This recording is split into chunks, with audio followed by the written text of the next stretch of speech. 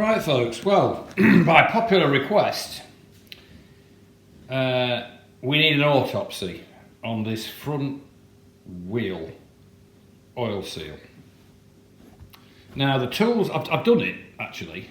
I don't like to present the actual live action because it's far too distressing and it's too gory. Nobody wants to watch an autopsy in real life, do they? But you want to know the results.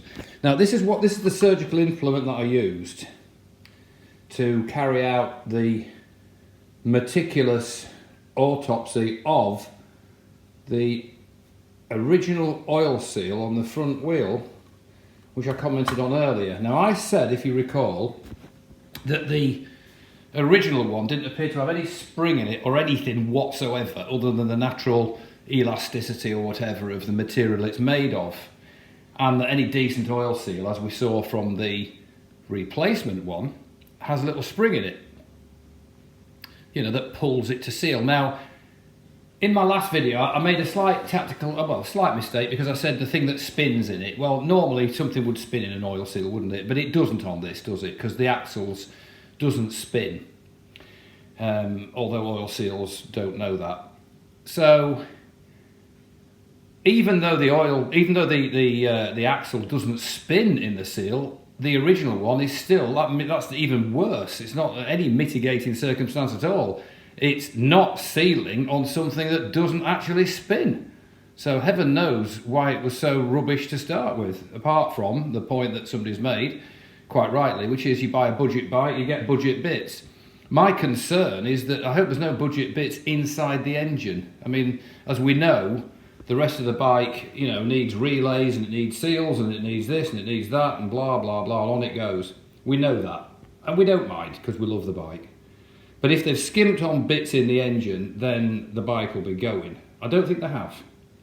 But I do hope they haven't skimped on other things. But anyway, I digress. Here we are. Here is the oil seal. Now remember my words, there's nothing in it. You can probably tell by my smug tone what's coming. Right, I've cut it in half with my faithful steel cutting shears, which I've had for about 40 years actually. Here we go. So, let's have a look.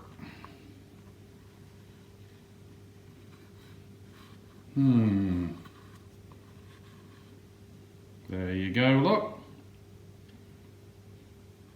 Not a thing. There's a metal circular exterior, obviously, so it fits into where it's supposed to go.